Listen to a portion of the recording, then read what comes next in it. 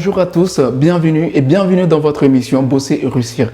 L'émission 100% franc-parler qui part à la rencontre de ceux qui font bouger les choses ici ou ailleurs. Alors, nos méga bosseurs et nos méga bosseuses qui ne cessent d'apporter leur modeste contribution à la construction de ce pays.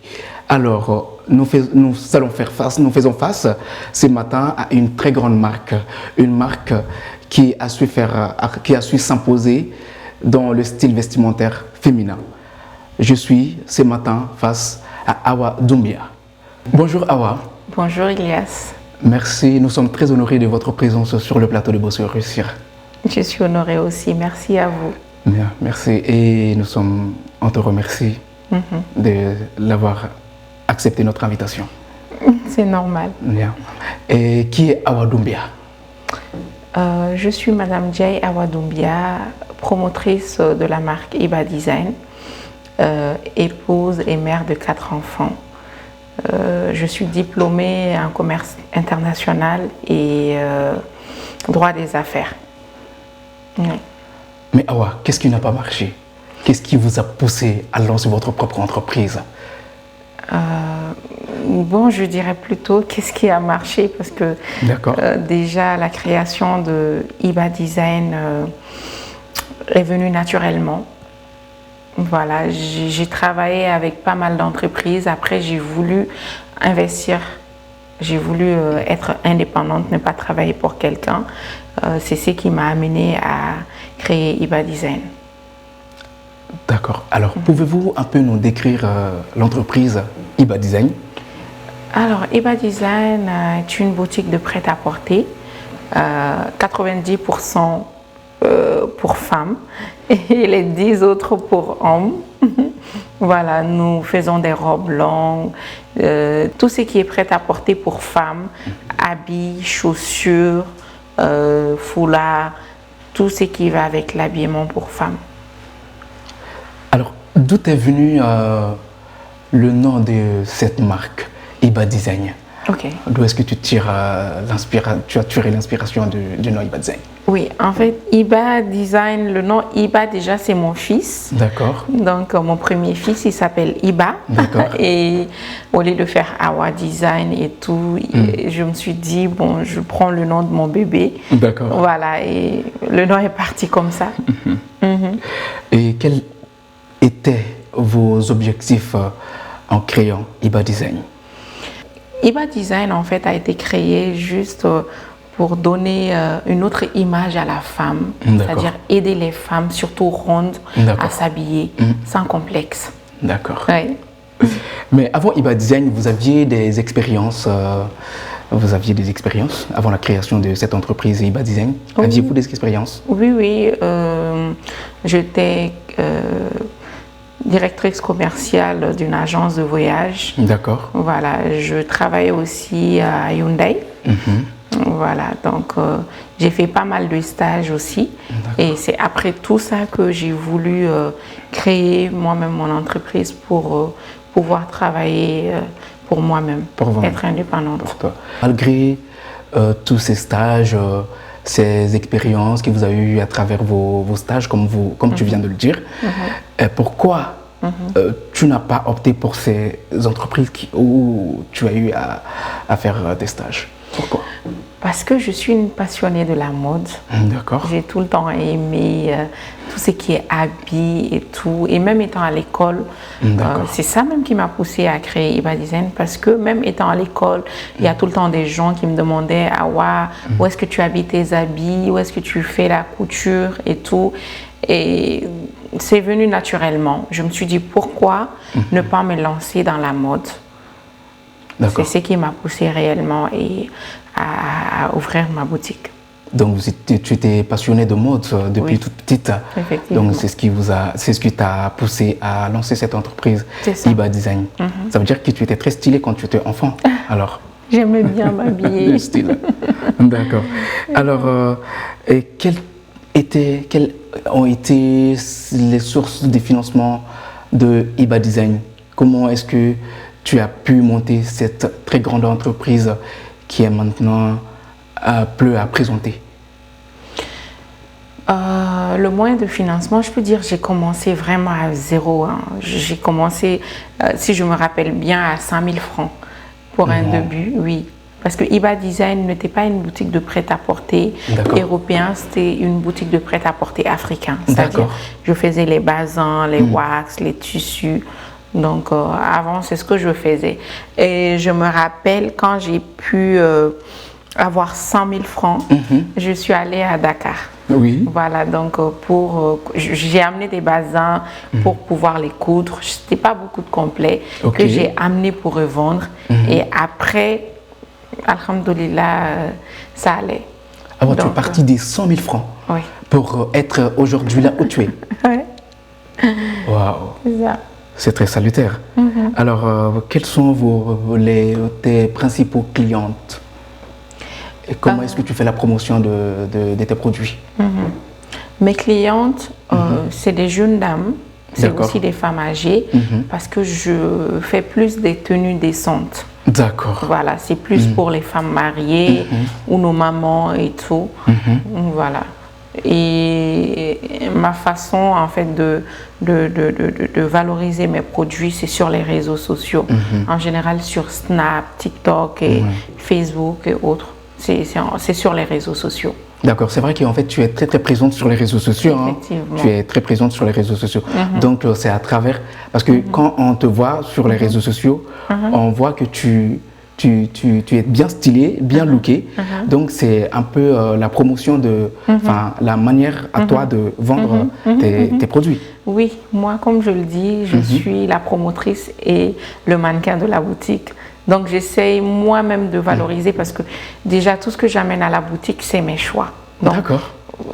Je n'amène pas quelque chose que je n'aime pas. Donc quand je le porte, moi-même je suis contente et je suis le mannequin et la promotrice de Iba Design. Justement, il y a une de tes fans qui nous ont appelés. Je dirais pas fan. Voilà, donc voilà, merci pour la modestie. Voilà, donc elle nous a chargé de te poser une question. Pourquoi tu n'engages pas des mannequins? Pourquoi toi tu fais tout toi-même? Donc tu n'engages pas des mannequins pour présenter tes produits et essayer de faire la promotion, quoi. Parce que je me dis réellement, tout ce que tu fais, fais-le toi-même. C'est plus facile, c'est plus simple et tu le fais par amour. C'est vrai que si tu engages un mannequin, la personne va faire tout son mieux pour valoriser ton produit, mais ça ne sera pas comme toi-même. Moi, je peux commencer mes shootings de 8h à 2h, 3h du matin. Wow. Tant que je me dis, c'est quelque chose que j'aime. Oui. Donc, je ne me décourage jamais et je sais qu'après, c'est pour pouvoir vendre. Je sais que c'est plus facile. Et après mes posts, comme déjà mes clientes, elles préfèrent que ça soit moi quand je le porte et tout. Et c'est ce qui me pousse réellement à apporter mes habits. Je le valorise moi-même. Je le fais sans gêne. Ça ne me dérange pas. Et je pense bien que quand je le porte, ça va.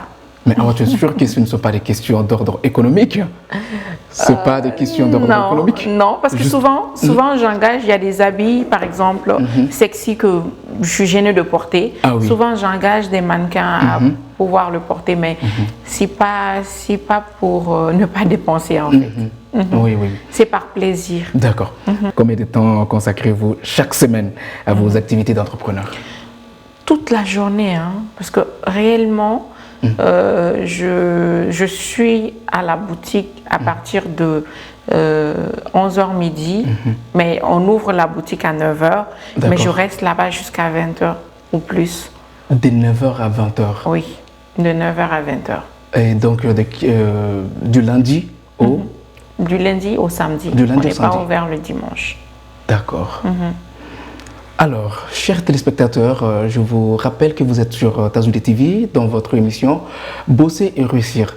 N'oubliez surtout pas de vous abonner à nos canaux de diffusion Facebook, YouTube, Instagram, TikTok, Twitter. Nous sommes ce matin face à la très grande Iba Design, Awa Doumbia, qui s'est vraiment imposée et dans le monde du style vestimentaire féminin. Alors, comme je l'ai dit, elle ne cesse de sublimer nos mamans, nos petites sœurs, nos grandes sœurs, nos épouses également, ainsi de suite. Alors, Awa, Et je voudrais aussi savoir comment faites-vous concurrence à des entreprises similaires à la vôtre? Bon, je dirais que j'ai pas de concurrent. Oui. Oui. Mais il y a plein de... C'est vrai, il y a pas mal de boutiques qui vendent du prêt-à-porter, mais j'ai pas de concurrent. Tu n'as pas de concurrente? Non. Est-ce que les ventes c'est fait juste qu'ici, au Mali ou à l'extérieur? Non, non, je vends même plus en Guinée. D'accord. Voilà, je profite même pour faire un coucou à mes clientes guinéennes. Je vends plus en Guinée, en Côte d'Ivoire, au Sénégal. Voilà, un peu partout dans le monde, en France également. Je vends aussi à Bamako. D'accord. Partout dans le Mali. Partout dans le Mali. Et quels sont les bons et les mauvais côtés du rôle d'entrepreneur? Bon, moi personnellement, le bon, c'est que à travers ma boutique, à travers Iba Design, j'ai fait pas mal de rencontres de personnes extraordinaires, surtout sur mes réseaux sociaux, des gens qui m'encouragent, qui me félicitent et qui me font confiance parce que à travers Iba Design, j'ai eu à faire pas mal de dons, voilà, à travers réellement mes abonnés que je remercie. Et ça, c'est à travers Iba Design. Ça, c'est le bon côté. Et le mauvais côté, je dirais, des gens qui profitent, moi, de mes pubs, mes vidéos, mes photos sur les réseaux sociaux, qui prennent pour faire également leur pub. Je leur demanderai tout simplement de faire leur pub eux-mêmes et de laisser moi mes photos. Oui, récemment on a vu un petit coup de gueule de votre part, de ta part, que tu n'aimais pas du tout ce qu'ils font donc, avec tes photos, avec tes pubs. Donc tu n'as pas du tout aimé ça. Donc ça veut dire quoi? Effectivement, parce que moi, en fait, quand je fais mes shootings, c'est uniquement pour ma boutique. C'est pas pour une autre boutique, c'est pas pour une autre marque. Je ne travaille pas pour une autre marque. Donc je me dis, tout ce que je fais comme pub est consacré à Iba Design uniquement. Si la personne a les mêmes produits, les mêmes robes, ce qui est très normal, je souhaiterais peut-être que la personne fasse ses pubs elle-même. Et pourquoi prendre moi mes images pour pouvoir vendre ses produits? Ou bien vous portez vous-même et puis vous publiez. C'est plus facile parce que moi, réellement, je me bats jour et nuit pour faire ces vidéos. Je prends des photographes professionnels. Je paye vraiment cher pour ces shootings pour que quelqu'un d'autre le prenne facilement sur les réseaux sociaux et travaille avec ça. Voilà. D'accord, c'est vrai que c'est quelque chose qui n'est pas du tout juste vu que tu travailles, comment dire, du matin jusqu'au soir, et que quelqu'un se l'approprie comme ça et l'utilise. Vraiment, c'est pas du tout juste. Donc, il faut vraiment qu'ils revoient leur façon de faire. Voilà. Et Awa, je crois qu'on a une petite vidéo pour toi. Donc, on va regarder cette vidéo ensemble. C'est un très grand plaisir en réalité de parler de ma petite sœur Awa, qui est une femme battante. Elle a beaucoup de qualités, elle a quelques défauts aussi, je dois le dire. Mais l'objectif, en fait, je pense que c'est quelqu'un qui se bat pour ses idées, qui se bat pour ses projets. Et qui fait face à des difficultés, qui a déjà fait face à des difficultés dans la vie, mais qui a toujours essayé de trouver les moyens, en fait, de pouvoir les surpasser. Donc, Awa, on va dire qu'elle a grandi principalement à Mayambougou, Wereda, et aussi un peu au 1008 logements. On a grandi, on va dire, avec la maman. C'est quelqu'un qui est joyeuse, qui est très sociable. C'est quelqu'un qui s'est toujours bien entouré des amis et tout. Quelqu'un qui aime sortir, quelqu'un qui aime aussi s'amuser, voilà. Mais avant tout, c'est quelqu'un qui aime bosser. Ça, il faut quand même le souligner. Depuis quand elle était toute petite, elle avait 7-8 ans, on l'appelait la Miss. Elle faisait des pas de Miss, donc on s'amusait à l'appeler la Miss. Et la révélation, j'ai envie de dire, ça a été les réseaux sociaux. Depuis 2012, je lui avais dit, ah ouais, écoute, il y a un réseau social qui s'appelle Facebook. c'est très intéressant, tu échanges avec des gens et tout. Elle n'a pas pris ça très au sérieux. Et du jour au lendemain, elle est venue taper à ma porte. Amara, tu sais, sur Facebook, là, je retrouve tous mes amis. J'ai dit, moi je t'ai parlé de Facebook depuis longtemps, tu ne m'as pas écouté. Elle a vu l'opportunité et jusqu'à présent, elle continue d'utiliser les médias sociaux pour pouvoir en fait faire des affaires. Et ça, je pense que c'est appréciable parce qu'aujourd'hui, beaucoup de personnes passent leur temps sur Facebook pour des questions de divertissement. Le plus important pour moi, c'est qu'elle arrive à faire tout ça. Travailler quand elle fait des shootings, je sais que c'est des shootings qui prennent énormément de temps. Parfois, elle commence le matin et jusqu'à 23h, minuit, elle fait des séances de shooting. Mais quand les gens voient en fait une vidéo de 2-3 minutes sur Facebook, ils ne se rendent pas compte de tout ce qui est travail derrière en réalité. Donc il y a énormément de travail qui s'opère derrière. Donc c'est quelque chose qu'il faut reconnaître. Mais également, c'est, on va dire, arriver à travailler comme ça, faire des voyages, et en même temps gérer une famille, une grande famille, c'est pas évident. Donc c'est également le lieu de saluer son mari qui la soutient également dans ses entreprises. Donc c'est très très important de pouvoir concilier la vie professionnelle et la vie familiale. Awa voyage beaucoup, elle voyage énormément et peut-être le mois elle peut voyager 3 ou 4 fois. Mais ce qui m'a particulièrement plu, c'est qu'à tout moment, à chaque fois qu'elle rentre, même si c'est un petit quelque chose, elle a toujours été attentionnée vis-à-vis de moi. Et c'est quelque chose qui me touche beaucoup et c'est l'occasion également de la remercier. Comme défaut, je pense que c'est une grande gourmande. Elle a toujours aimé le dibisoro depuis qu'elle était toute petite et jusqu'à présent, hein, elle mange trop. Et c'est quelqu'un également qui se fâche pratiquement jamais. Mais quand réellement elle se fâche, mais là, il ne faut pas être à côté. Donc, c'est vraiment une chance pour nous de l'avoir comme sœur et on est très très fiers d'elle. Merci. Alors, ça, c'était un petit témoignage du grand frère de Awa. Amara, nous savons que tu adores ta petite sœur, mais malheureusement, nous, on n'a pas de dibisoro ici. Il n'y a pas de dibisoro ici chez nous pour lui donner. Voilà, donc c'est très touchant. C'est vraiment très touchant. Et je profite aussi de l'occasion pour remercier Amara. Amara, c'est quelqu'un de vraiment très bien. Amara, où que tu sois, je te remercie infiniment pour ta bonne humeur. C'est incroyable. Tu es vraiment une personne incroyable. Merci beaucoup. Alors, Awa, qu'est-ce que ça te fait de voir Amara parler? Je suis touchée. Je suis touchée. Je suis vraiment touchée. C'est très touchant. Ça fait vraiment plaisir. Amara, il est mon grand frère, mon protecteur. Il me soutient. Il a toujours été là pour moi. Il me conseille. Et vraiment, je suis très touchée. Ouais, ça se voit. Merci beaucoup. Ouais, je t'en prie, ça se voit vraiment. Amara, il a parlé comme si il était toi, tellement qu'il te maîtrise et voilà, il sait beaucoup de choses de toi. Il s'est même permis de remercier ton mari, donc ça se voit vraiment le lien qu'il y a entre vous deux. Oui, vraiment, c'est très touchant. Ça fait vraiment très plaisir. On le remercie encore une fois de plus. Merci à vous pour la surprise. Je t'en prie, Awa, je t'en prie.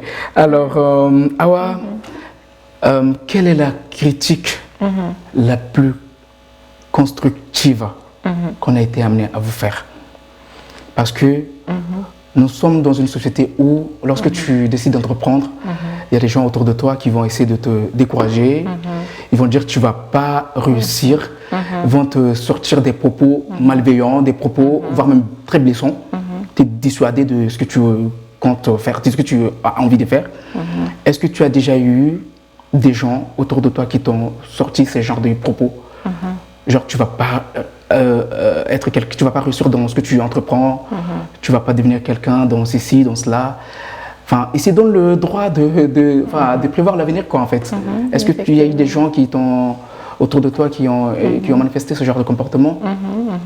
Oui, bon, comme vous l'avez si bien dit, nous sommes dans un pays où il y a pas mal de critiques, surtout quand tu essaies d'entreprendre, il y a des gens qui vont toujours essayer de te dissuader pour te décourager. Moi, déjà, je suis quelqu'un, je fais toujours ce que je veux. Voilà, je fais toujours ce qui me semble être bon.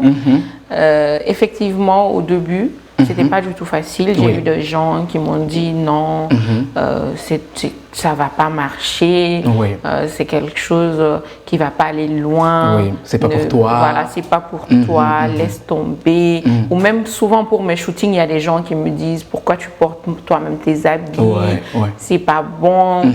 Moi, comme je fais tout ce qui me semble être bon, je fais toujours ce qui tourne dans ma tête. C'est ça. Je n'écoute pas. D'accord. Mais la critique la plus constructive aussi. Comme je vous ai si bien dit, réellement, c'est la famille. Ouais. Surtout Amara. Mon mari aussi. Quand ça va pas ou bien quand j'essaie de tourner, ils me disent tu as fait ça, c'est pas bon. Essaye de changer ça. Monsieur Ndiaye. Oui. Je profite aussi pour le saluer et lui dire merci parce que sans lui, c'était pas facile. C'est vrai, c'est clair. Voilà, laisser ta femme voyager, laisser ta femme entreprendre. Oui. Je dirais le 31 décembre, on n'est pas sorti. Ouais. Le 1er janvier, je suis là avec vous. Oui, tu es là. C'est compliqué. Évidemment, voilà, évidemment. donc il faut que lui, il accepte pour que je sois ici. C'est clair. Donc je profite vraiment pour lui dire merci. Oui. Merci de me soutenir dans mon métier. Merci, Monsieur Ndiaye. Alors, Awa, il n'y a pas longtemps, juste, ça fait moins de 2 semaines ou 2 semaines peut-être, et 2 dames se sont introduites dans ta boutique pour y voler. Et quelle a été la réaction de Awa face à cette situation? J'étais choquée. J'étais juste choquée. Ouais. Voilà, donc avant, il y a 2 semaines, c'est vrai, mais il y a à peu près 1 ou 2 ans, je ne me rappelle plus, il y avait 3 dames qui étaient aussi rentrées, c'était des Guinéennes qui étaient rentrées pour voler. Donc malheureusement, on a vu après. C'est après qu'on a remarqué qu'il y avait des vols. Mais ces 2 femmes, quand elles sont rentrées, réellement, j'étais tiquée, ça n'allait pas. Je me suis dit, bon, regarde la caméra pour voir ce qui s'était passé il y a 5 minutes. Et malheureusement, j'ai vu qu'elles ont pris des trucs pour mettre sous leur robe. Pendant le vol? Tu as découvert? Tu as regardé? Elles étaient même là à la boutique. D'accord. Voilà, donc à l'approche de la fête, c'est pas évident. Oui. Voilà, il y a des gens qui vont profiter de la foule et tout pour essayer de rentrer. Mais je dirais que en tant que femme, ça me fait extrêmement mal. Parce qu'une femme qui vole, réellement, c'est pas bon. C'est triste. Mère, épouse, une femme qui doit montrer de l'exemple ne doit pas vraiment voler. Donc, moi, elles m'ont demandé pardon, mais j'ai pas voulu vraiment les libérer. J'ai voulu les punir. Voilà, les punir, la justice faire le travail, parce que réellement ici au Mali, on se dit elles ont pris, c'est vrai, mais je vais la laisser partir. C'est pas grave. Je me suis dit si je les laisse partir, c'est pour qu'elles continuent. Ce jour-là, j'ai récupéré ce qu'elles ont volé. D'accord. Mais peut-être qu'elles peuvent aller chez une de mes sœurs, chez une autre commerçante, pour voler là-bas. Donc j'ai laissé la justice faire son travail. Super. Super. Et après, tu as pris des mesures où tu as renforcé la sécurité ou qu'est-ce que tu as fait? Tu as fait après quoi? Oui, j'ai renforcé déjà mes caméras. J'ai des caméras à la boutique. J'ai aussi quelqu'un devant la boutique qui nous garde. Donc la sécurité est renforcée. D'accord. Alors, Awa, tu es beaucoup dans l'humanitaire. Tu n'aimes pas en parler. Et les œuvres caricatives, tu les fais beaucoup. On nous l'a dit, on nous l'a confié, Amara même l'a dit. Tu n'aimes pas trop en parler. Donc, on a vu récemment je ne sais pas si c'était des orphelins ou des invalides. Je n'ai pas très bien remarqué sur ton statut-là. Donc, tu as aidé, tu es venu en aide à certains de ces démunis-là. Ce n'était pas la première. C'est ta façon d'être. Il paraît que tu as l'habitude de faire ça. Tu pars dans les hôpitaux, tu distribues des choses, tu leur donnes de l'argent et tout. Tu aides beaucoup de gens dans une situation de besoin. Awa, tu es pourtant une femme qui est très bien suivie sur les réseaux sociaux. Tu es très explosé, on va dire. Mais comment Awa ne publie jamais, j'ai jamais vu ça sur les réseaux sociaux de Awa. Quelle est la raison? Si je dis les réseaux sociaux, je parle de Facebook, d'Instagram et tout quoi. Sauf WhatsApp, parce que WhatsApp c'est un peu privé. Pourquoi Awa ne publie jamais ça? Parce qu'en fait, en publiant ça, nous sommes dans un monde où les réseaux sociaux ont beaucoup trop d'impact. Peut-être en publiant ces activités, ça pourrait inciter d'autres personnes à le faire. Mais Awa, tu as choisi de ne pas faire ça. On veut savoir pourquoi. Je publie, mais comme vous l'avez si bien dit, pas sur Facebook. Parce que Facebook, je dirais, c'est vraiment public. Donc, il y a les gens qui vont vraiment le comprendre autrement. Voilà. Donc, on a n'importe qui sur Facebook. Mais je le publie sur mon Snap, sur WhatsApp et souvent sur même TikTok qui est public, mais même sur ça, je n'aime pas trop. Moi, c'est naturel. J'aime bien faire des dons et tout. Et en tant que musulmane, je pense que c'est ce qui est conseillé. Donc, je profite de mes réseaux sociaux parce que je me dis aussi, Allah ne fait rien pour rien. C'est vrai qu'à travers ma boutique, j'ai eu autant d'abonnés. D'accord. À travers ma boutique, j'ai eu des personnes qui me suivent. D'accord. Et ça, c'est un don de Dieu. Ouais. Je ne dirais pas même c'est la boutique parce que tout ça, c'est Allah. Donc, je me suis dit, si Allah a mis toutes ces personnes-là sur mon chemin, je ne peux pas seulement profiter pour faire la pub d'autres personnes. Oui. Je peux aussi profiter pour amener un changement. Et quand j'ai publié la première fois, c'était une mosquée. Oui. J'ai eu tellement de dons, de personnes réellement. Pour un début, je ne voulais même pas publier. Je me suis dit, les gens vont croire que tu veux te montrer, que tu veux vraiment attirer l'attention des gens. Mais après, je me suis dit, on ne sait jamais. Si à travers moi, ces gens peuvent aider ces mosquées, c'est-à-dire à avoir des tapis, à avoir des courants et tout, pourquoi ne pas profiter? D'accord. J'ai laissé le message et réellement, on a eu des millions.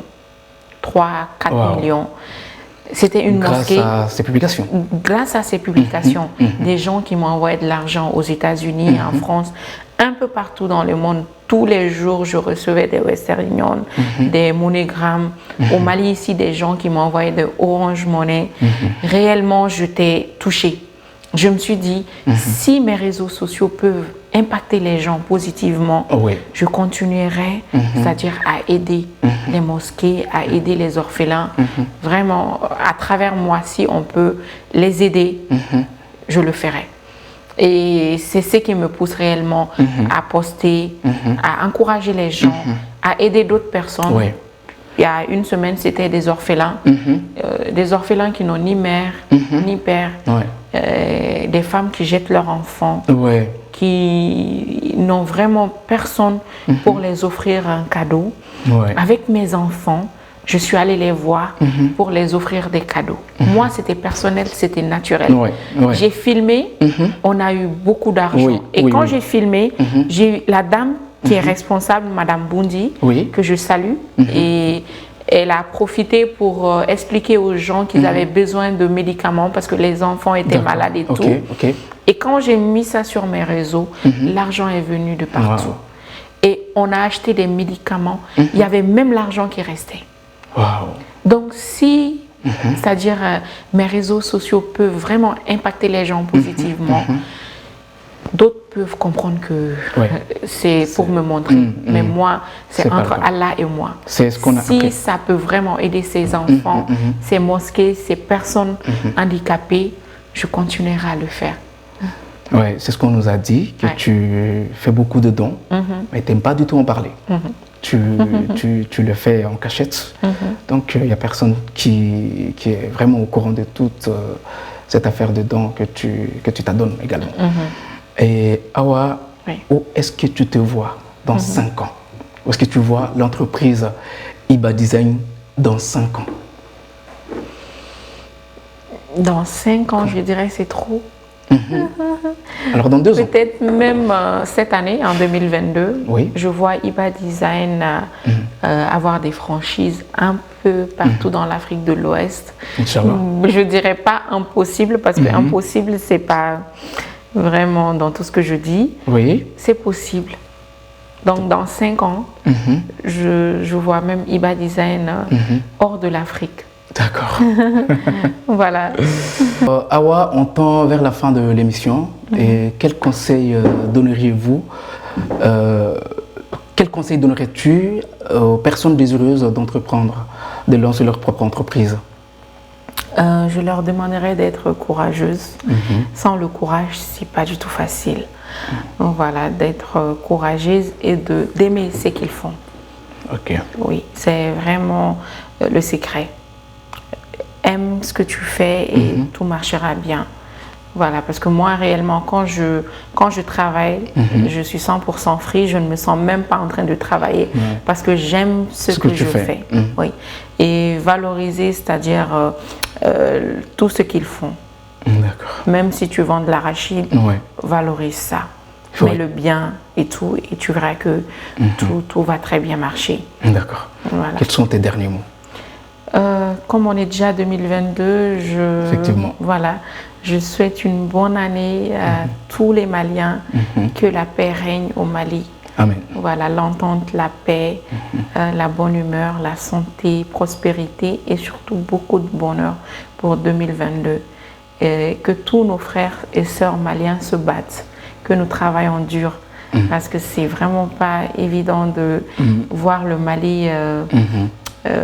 les jeunes Maliens, voilà, le Mali sombrer, les jeunes Maliens et réellement baisser les bras, travaillons dur, c'est le secret réellement du bonheur.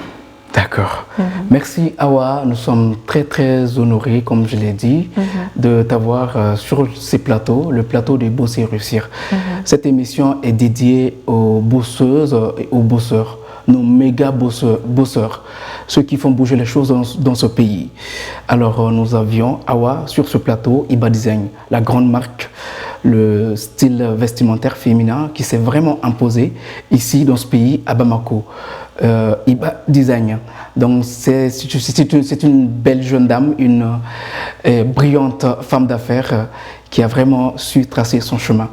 Et elle nous conseille de nous battre. Elle veut vraiment que la jeunesse malienne se batte pour aller de l'avant, sortir de l'ordinaire, essayer d'apporter leur modeste contribution à la construction de ce pays. Et quant à vous, chers téléspectateurs de Tazoude TV, je vous donne rendez-vous la semaine prochaine.